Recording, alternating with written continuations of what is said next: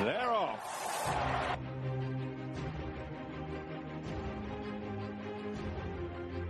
All covered, all ground, all beaten. Franco won the Champion Stakes and lives up to the title. Driven out after running, Sire Cruz has seized the opportunity this season and he's going to land the biggest prize of all and lead the Derby field up to the line, and it's Ruler of the World who won the Derby. A royal win in the Gold Cup. Esteban has done it. Esteban and Ryan Moore has won for Her Majesty the Queen. It's Mono to win the National.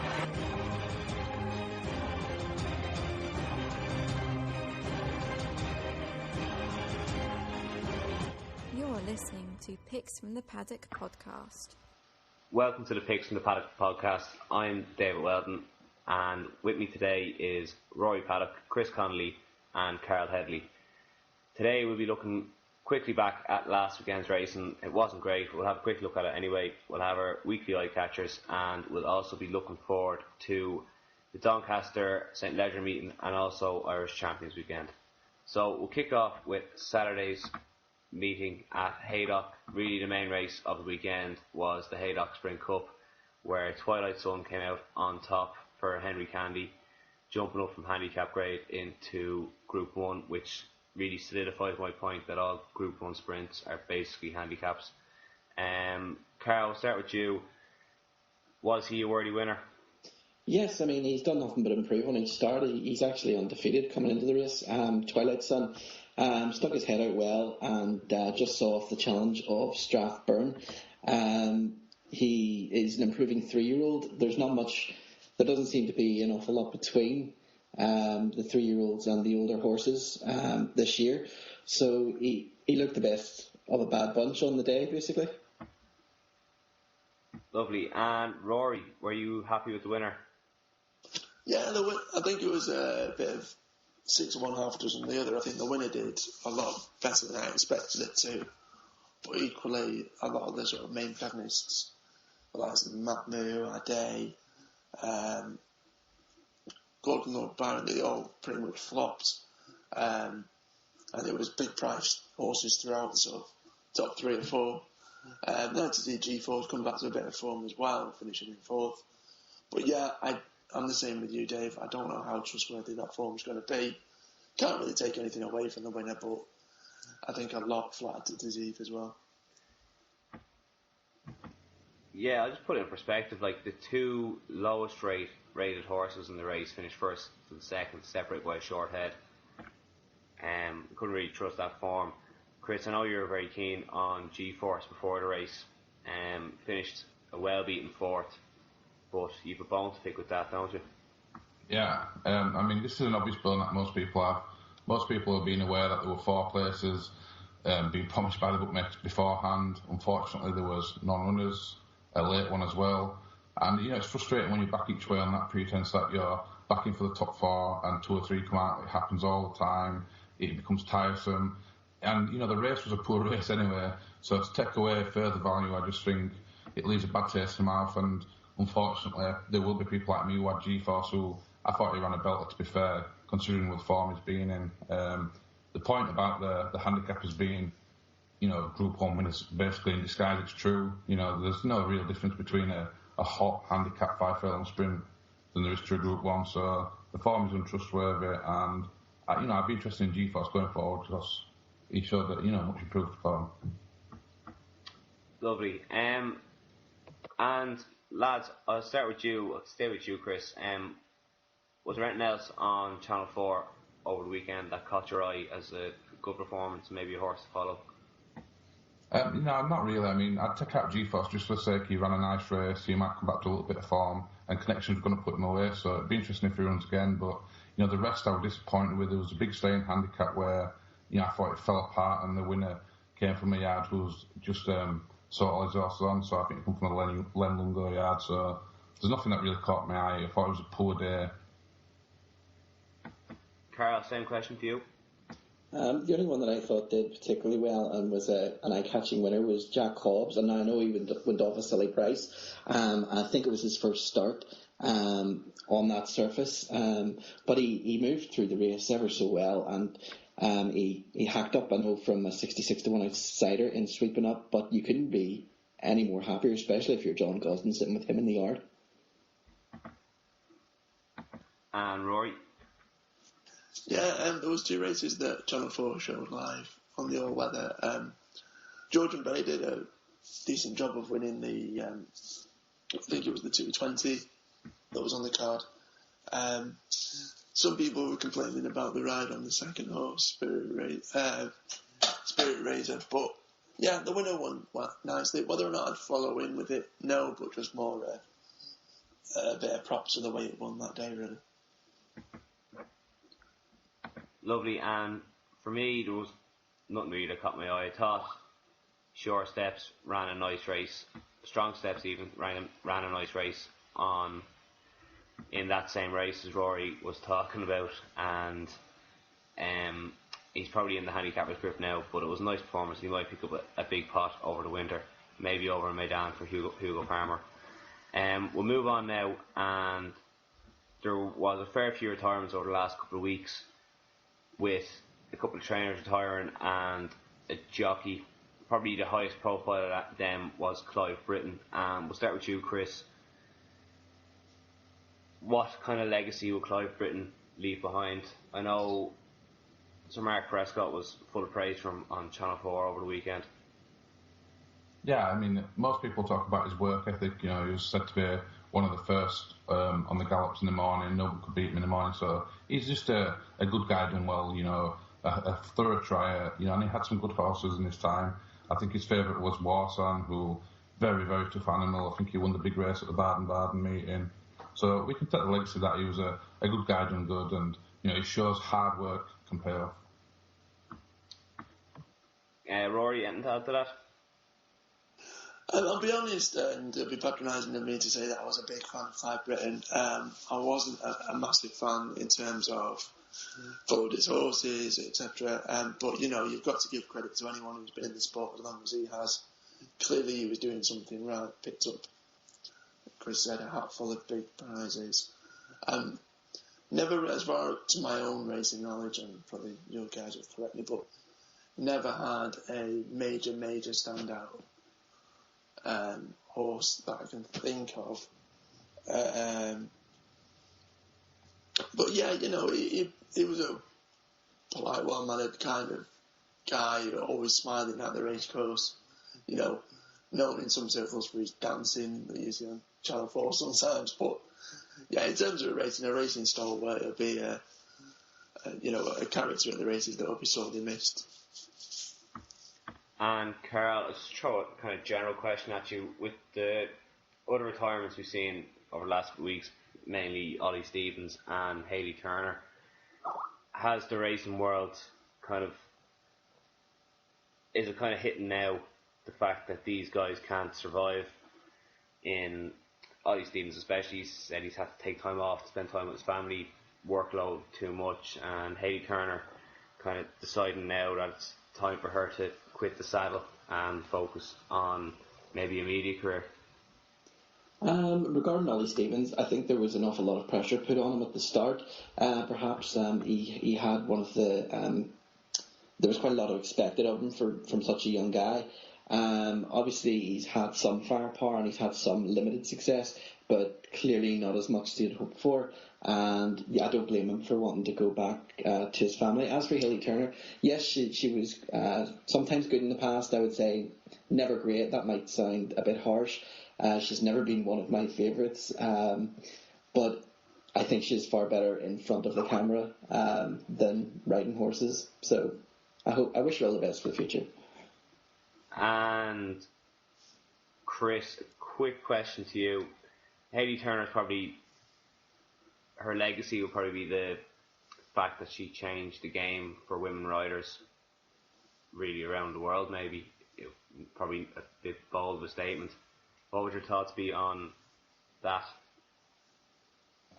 She carried on from Lisa Jones years ago. She was a good jockey. She got some good rides from Michael Bell that probably thrust her in the limelight, but, you know, maybe like Carl said, I prefer it in front of a camera than riding horse. It's not a dig, it's not a thing of her being a woman. I just think they're a much better jockeys, and she has probably overachieved in what talent she had. So, good luck to her on the TV and so on. But, her legacy will be that she managed to break through at Group 1 level. It brings down the borders, if you like, for other women. But I don't think we'll go too far as saying she didn't get the chances. She had plenty of chances. Lovely. So kick on now, and as well, over the week it was announced that Sylvester Sousa, champion jockey elect over for the British flat season, is going to be heading over to Australia. Sorry, not to Australia, if you want saying that, over to America for the winter. Rory, is he the type of jockey that will suit American racing, or could you see him struggling over there? No, I think he'll make a good fist of it. I don't think he'll be pulling up trees, but I'm sure he'll back quite a few winners. Obviously, Brazilian born and bred, before coming over to the UK. So things like, the climate, that sort of side of things, I don't think that'll be any sort of major concern. Obviously, it depends whereabouts in America he's based, but no, I think it'll probably be a little bit of a home for him. Yeah, he's a top jockey. Slated him somewhat in the past, but this year he's shut a lot of doubters up, especially after he lost his job with Godolphin, as it were. He's proved a lot of people wrong, and good luck to him. Yeah, I think he probably will do. I think he'll do pretty well over there. And just the last piece of news we'll touch on, Paul Nicholls had his open day over the weekend, and it was right up in the Racing Post today on Monday's edition of the Racing Post, and he basically said that Silviano Conti will not be running in the Cheltenham Gold Cup. I personally think it's probably a year too late, and he may have left some of his best performance behind him going forward. I think he might have left a few mental scars. I know he won at Aintree afterwards, but I think it might have left a scar on him. He's also been given a national entry, and Chris, I know you're a massive fan of the horse, so I'll let you field this one. Yeah, I think it's a great decision not to go to Cheltenham. I said it last year before he went. He obviously does not like Cheltenham. Having said that, at one time he looked like winning the Gold Cup before tipping up, but he never ran well there afterwards, and Nicholls has kept him away from it. So it confused me a little bit why he sent a horse who was clearly very high class if he doesn't act there, or if there's mental scarring. But he did win at Aintree, and in the King George, I think he's definitely the one to beat still. He's a very good jumper, so the national, it's obviously worrying because they're bigger fences, but he does jump well. My issue would be stamina going that far, but he's a classy horse, and I think it's a very good decision. Right, and just before we go to a break, we will just have our eye catchers from the lads. And Carl, I'll start with you, please. Yeah, my first eye catcher actually ran on Saturday. Actually, both of them ran on Saturday, but we'll start off with one that launched his career with Marco Botti. It was the first runner, I think, that Marco Botti's had with the Magnier and Tabor connections. It's a horse called Knife Edge. He was absolutely friendless in the market, going to post for Division 2 of the Maiden in that race at Ascot. And he absolutely sluiced him. He had absolute any amount in hand come the end of the race with not very experienced jockey on his back to boot, a 3-pound claimer. So I think he could be one to watch over the next few months. Lovely. Rory? Yeah, on the we touched upon it earlier on the Channel 4 racing, there was a big handicap and a horse that actually finished second to last, which doesn't normally strike you as an eye-catching run, so to speak, but the horse in question is Gabriel's Lad. Like I said, finished second to last, but the horse had over a year out. Connections clearly have faith in the horse to put it in a race that was very competitive and of that nature. Live on Channel 4, decent prize money. I think it will come on massively for that run. Like I said, his last run back in August 2014. Dennis Coakley trains Gabriel's Lad. I think if he drops down the weights after that poor performance, then an easier task will probably be found for the horse. And then back it the next. I'd probably back it actually until the end of the season. Lovely. Chris, any eye catchers? Yeah, mine's going to be a James Fanshawe trained horse. He'd run second at Leicester, I think it was around a month or two ago, and he went to Kempton over 11 furlongs with Freddie Tulitsky on board. He was heavily back that day, and he went in. I thought it was quite impressive that day as well. Looked in front of the handicapper, and he was turned out again at Kempton over the same distance, and he was mugged on the line. He was £4 well in that day, so it'd be a little bit concerning to see what the handicapper does after that. But he looks an improving type, and I think around Kempton he will pick up another race. He's probably want to back the next few times and then leave alone. Lovely. I'll pop in with mine before we go back to Carl. Mine ran last Friday evening at Musselburgh in the 6:15. It's a route car horse, Adventureman. It was having its first run for route car.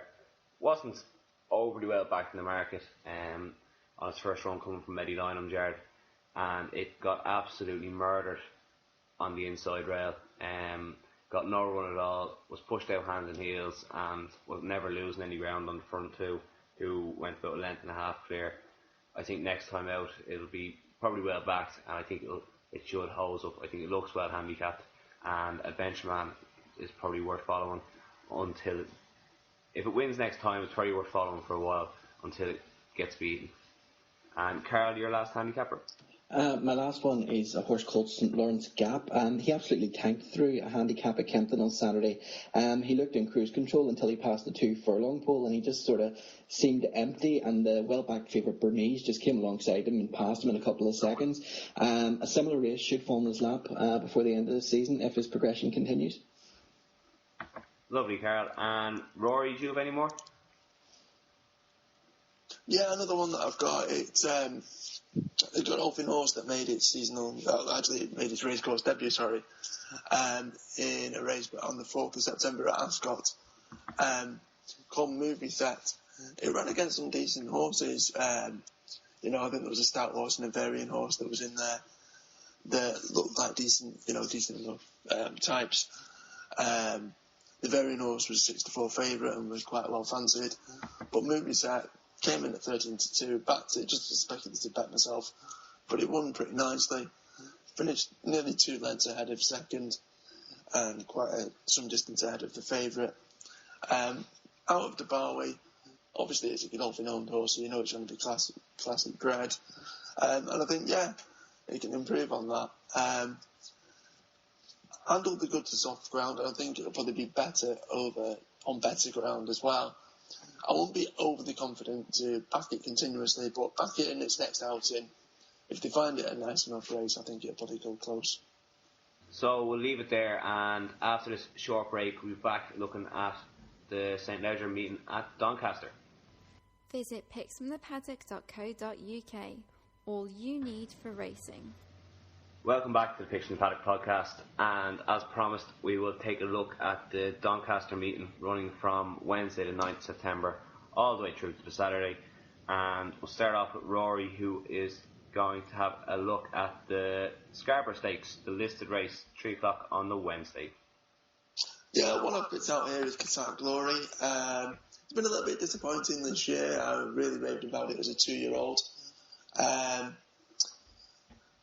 Whether or not it's trained on as a 3-year-old, I still wouldn't write its chances off yet. It's been racing in some really hot group races. I think a drop to the listed class is going to help massively. The current favourite is Medici Man. Horse lies Doncaster, but it has also ran poorly at Doncaster before, despite having course and distance form.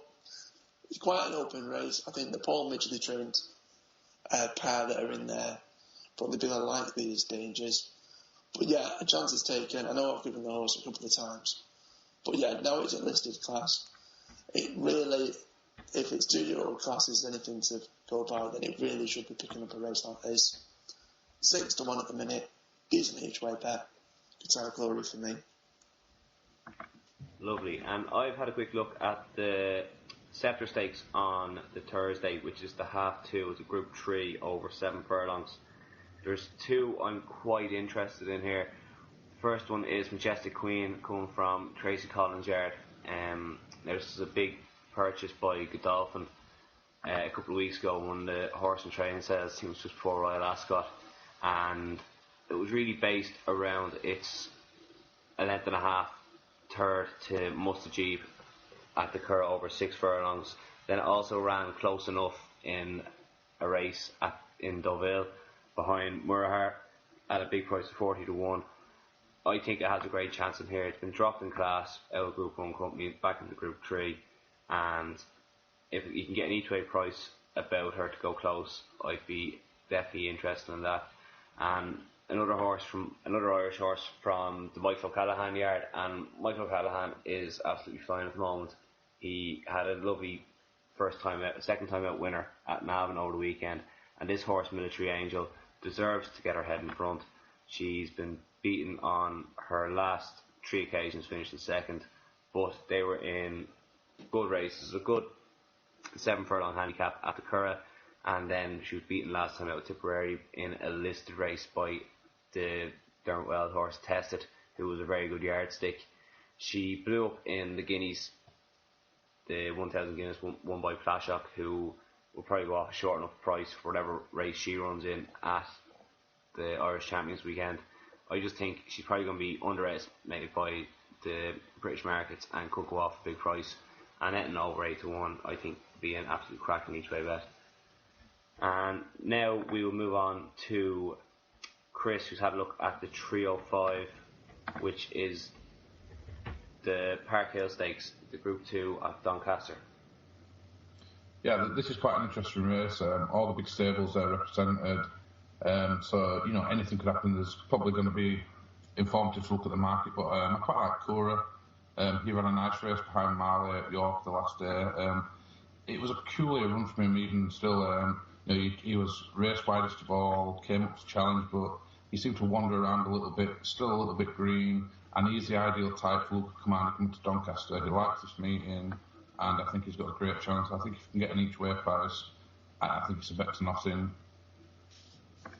And Carl, we'll come to you next, and you have the unenviable task of looking at the Flying Childer Stakes, Group 2 5 furlong 2-year-old race.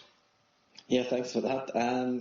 Gutefan brings the most solid form into the race and is easily forgiven his latest defeat on bottom's ground at Deauville. He stuck on bravely behind Shala, who's one of the best 2-year-olds around at the moment, and the front two left the others for dust. Prior to that, he beat the Willie Haggis horse Ajaya at Maison Lafitte, who then came out to frank the form by winning the Gimcrack at York. Of the others, Eastern Angel has been running well all season, and he looks probably the biggest danger in the lineup. The likes of Bear Cheek has the beating of Independence Day based on their meeting at the Curragh last month, but both will need to take another step forward, so it's Gutefan for me in the Flying Chillers. Lovely. Then I had a look at the Doncaster Cup later on that day, and there's a horse that finished third in this race last year behind Estimate, and it's Callan for Sabrina Harty. Completely unfancied that day, went off a massive 80 to 1. Back at that form then at the Curragh next time out in a handicap behind Todd Line. You can forget the last run behind Kingfisher at Leopardstown. Trip was inadequate. Back up to this sort of trip, she should run well and probably be underestimated again. And at a big each way price, I think Callan will run a really good race. And Chris, you've had a look at the next 2-year-old race, which is the Mayhill, the Group 2 for fillies. Yeah, this is an interesting race. We'll see Fireglow reopposing Hawksmoor, who nailed her late on the last day. Fireglow changed legs that day, deep inside the final furlong. The ground was, I think it was a little bit funny inside the final furlong because a lot of horses changed their legs. And Fireglow was probably unlucky that day, but the extra yardage here is definitely going to suit Hawksmoor, and as Fireglow is probably going to set it up by going from the front, the extra yardage and all things considered, Hawksmoor was powering home the last day. I'd have to go with Hawksmoor to follow up. So moving on to St. Ledger Day itself, and Carl, you've had a look at the Champagne Stakes, which is a 7 furlong race for 2-year-olds. Thoughts? Yeah, that's right. Birchwood was given an impossible task of winning the Vintage Stakes at York last time, and Will Buick had him all over the track that day. Met all sorts of trouble, went 5th behind Galileo Gold. He holds the likes of Beaverbrook on that run, and if given a better ride this time round by whoever's on board, he has to rank high on any shortlist. Palawan finished in front of him in that last race at York, and he's won an egg and spoon race since. But Birchwood should have too much fire in the tank, basically, and he should be able to reverse that form. So Birchwood's the selection for me. Right, so we move on then to the 310 on Saturday, which is the Weber Park Stakes. And Rory, you've had a look at this race over 7 furlongs.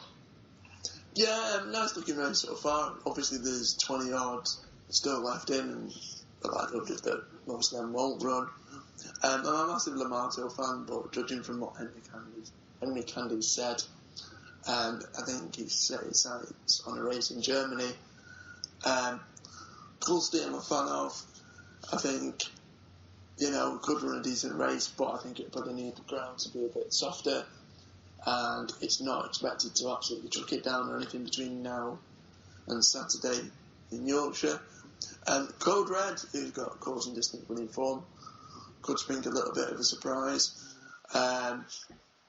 Saying all that though, I've gone for a bit of an outsider as it stands at the moment. Right at the bottom, number 23, Joe Ironton's Anipe, a horse that won over in Ireland on his last 2 starts, won a Group 3 last time out when beating Majestic Queen, which I think is decent enough form. Will prefer good or firmer ground, so if the weather forecast is correct, then obviously that's going to play into the horse's hands. Could have snuck in, probably gone under the radar. Obviously he'll need to step up on what he's done, but I don't think the race is drastically competitive in the sense that it's got top horses in there. So any paper Joe Lyons could spring out shock, and yeah, worth a little punt.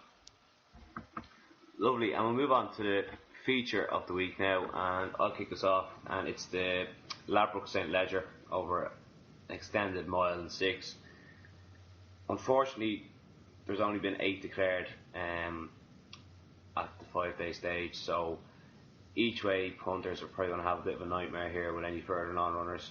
Saying that, the one that I have opted for is Fields of Attenry, probably given too tough a task at the early stage of his career to carry a massive weight in the Ebor.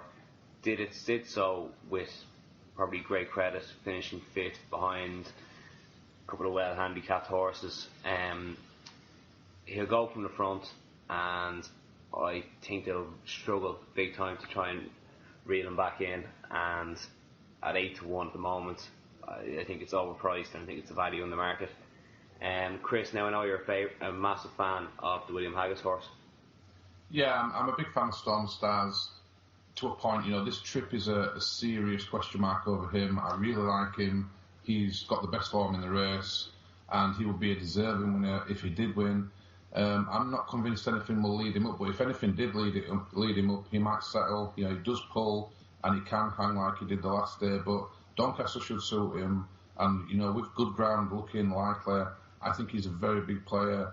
The trip is a big concern, but he fights, he's hard as nails, and I think at around 5-2-9-4, he's a very worthy favourite, and I think he'll take some beating. And Carol? Yeah, just on that, I think that Bondi Beach is going to gain revenge over Storm the Stars this time round. He's one of the least exposed runners in this lineup. He's learning all the time, and he got a big bash in that last race when the last 2 met. So I'll take him this time round, reverse that form. And Rory? Yeah, I'm siding with Carl. I actually prefer Bondi Beach over the favourite. I would question what the favourite has actually done or shown, really, to justify it being as short as it is. Obviously, dial horses have to be, respected, but I'm a little bit iffy as to whether or not Storm Stars will want the 1.6 miles. And I just think Bondi Beach, like Carl says, vast scope for improvement compared to the other 2. And I think the likelihood is he probably will overturn the form. Considering I'm writing off the favourite, then that just leaves the 2. And if I think Bondi Beach will beat Storm Stars, then I just think it's an easy option. Lovely. Right, lads, I'm going to throw a quick question at you. I want your best bet for the St. Leger meeting at Doncaster. I'll start with Carl. Like I said just previously there, Bondi Beach, I think he's tailor-made for the St. Leger. He's rapidly improving. He's only had the 4 runs to date. And like I say, apart from being carried across the track at York last time by Storm the Stars, I think given his true run, he probably would have won that race and would have went on. So I fully expect him to go well here, and he would be my nap of the meeting. And Chris? Yeah, I'll be going against one of Rory's in the Scepter Stakes. I think Kingsgate native, although 10, he's clearly long in the tooth, but he's around 6-1. That is far too big for that type of race. He's definitely the class you start in the race, and if he goes on any ground, I think he's got an absolutely great chance. I also think Direct Times has a massive chance in the Portland. Very interesting at around 10-1, and I think in the top 4, I think the race will be run to suit, and he's got a big chance. Lovely, Chris. And Rory, your best bet of the week, please. In terms of the one that I've given, Exciting Glory is the one I'm most strongest on in terms of looking to at least get place money. So pretty much going up against Chris there. Of the others or anything else that runs that week, I do like Birchwood. I think Birchwood's got a cracking chance. Ignore its Goodwood run. I think it was very unlucky. And in the Group 2, Colton Jordan's race, which is on the 12th, the Saturday there. And yeah, he's got a great chance, Birchwood for me, despite the fact that there's a few opposition that's unexposed. I think that is a proven class horse that should get rid of its competition in that. Lovely. My best bet will come in the Weber Park Stakes, the 310 on Saturday, and it's a Gerline's horse. I know Rory gave the bottom one in the same race in FA, but the one I'm going to side with is Convergence. It was beaten by Cougar Mountain over a mile at Leopardstown last time out, and was getting more weight that day, but the drop back to 7 furlongs would really suit. He would have had to beat the Cougar Mountain that day if the race was run over 7 furlongs. It would probably lead or take a lead. It would be prominent anyway, and I can't see it at the first 3. It'll probably be an each way price as well, so I think it'd be an absolute cracking each way bet. So that's Convergence in the 310 on Saturday. Now join us after this break, where we'll be looking over the Irish Sea at Leopardstown and the Curragh for a cracking weekend race. You're listening to Picks from the Paddock podcast, your dedicated racing podcast. Stay updated by hitting that like button on our Facebook page and follow us on Twitter at PicksPaddock. Welcome back to the Picks from the Paddock podcast, and as promised, we'll be looking forward towards Irish Champions Weekend, where we've 2 cracking days of racing with bags full of Group 1 action from Leopardstown and the Curragh, where the weather is hopefully set fair to get good ground and some mouth-watering clashes. Now, Carl, you've had a look at the first group race on the Saturday, which is the Enterprise Stakes over a mile for a Group 3. I have indeed. And Aidan O'Brien still has 9 entered at this stage. So at this point in time, I'm going to side with Windsor Park as a tentative selection. Dermot Wells has indicated he's going to be kept as a dual-purpose performer over the next few while, and having won over 2 miles 5 at Cheltenham earlier in the season. He's stamina in abundance. He's a 2-time course winner and has won his last 2 races on the flat. So I think it sort of makes sense to go with Windsor Park if he runs. Lovely. Rory, you've had a look at the first Group 1 action on the day, which is the Coolmore Fastnet Rock Matron Stakes. Yeah, I'm going favourite Legatissimo. It's one of those that it could have been a very nice race, but I think quite a lot have been pulled out now. Yeah, I just think it can't be beaten. I know that Chris has given it previously in the last podcast, and I'm kind of piggybacking on that. But yeah, Ballydown won't go home empty-handed after the racing they've got over in Ireland at the weekend, and I think this is one of their best bets of the weekend. Yeah, he can't be beaten. Very, very classy horse. Has achieved more than most of its rivals, and it will show that on Saturday. Lovely. Now, I've had a look at the next race, which is the Clipper Logistics Boomerang Stakes, a Group 2 over a mile. And there's another Ballydoyle horse in here which was absolutely given a rotten ride, can all be said about it, by Ryan Moore at Royal Ascot. Probably the only horse he didn't win on there. It finished 6th in the Jersey Stakes, I think it was, over 7. Step up and trip will suit, and I think if it runs, it'll have a massive chance. It's unexposed and was shown some progressive form previously. I know it was beaten at Chester at 1-6, but that was over probably a trip too far at this stage in its career.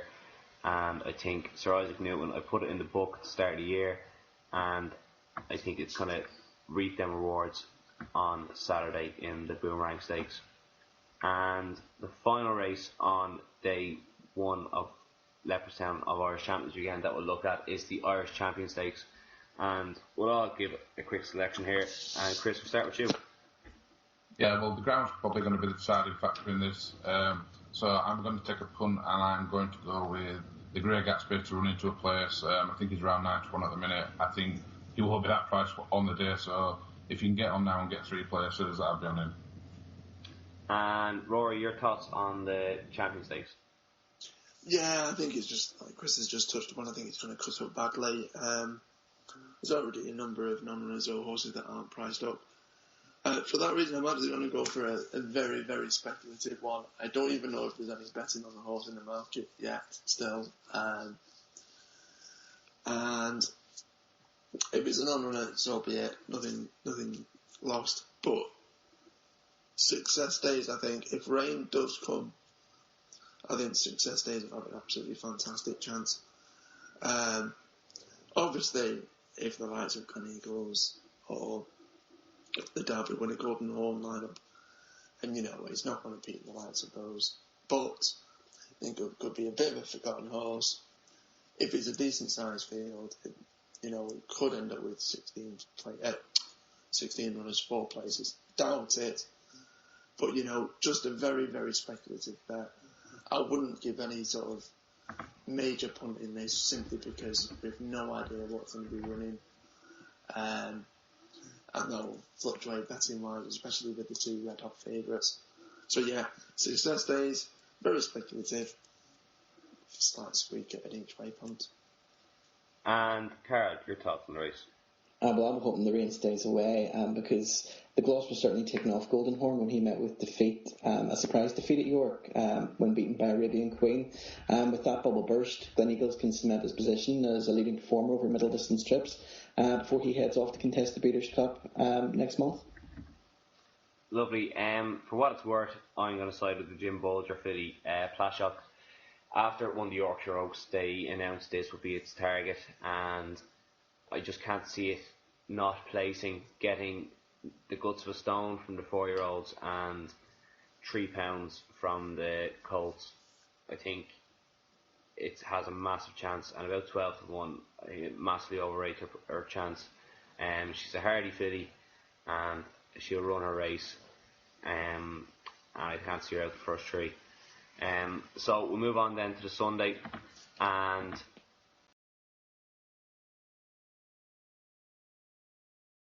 the first race that we'll look at is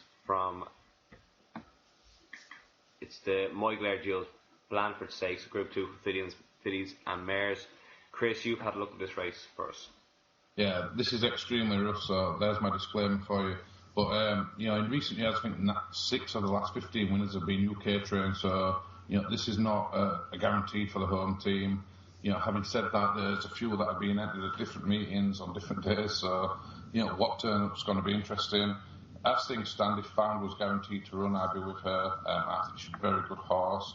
I think she's been unlucky a few times, and, she's even been talked about running up against the colts, so I think they're obviously holding in high regard. I think she'd take a world of beating if she turned up. If not, Dermot Weld always got to be respected in these races, as has John Ox, who's got a decent recent record too. Lovely. And Rory, the sprint on the day is the Darragstown stud Flying 5. You've had a look at this for us. Yeah, again, really decent looking race. Like the Mecca's Angels entered. Whether or not that horse runs, I'm not too sure after recent really big success. Sprint stalwarts the likes of Matt Moo, etc. this year. But the one I want to go with is Muckmare. If the rain does stay away, I think it's got an absolutely fantastic chance. Ignore its last run and you look through its form, it's beaten some really decent horses. And yeah, decent chance, hopefully at an each way price. Now I've had a look at the Moyglare Stud Stakes for my sins. 7 furlong race with 47 runners still left in for the 2-year-old fillies.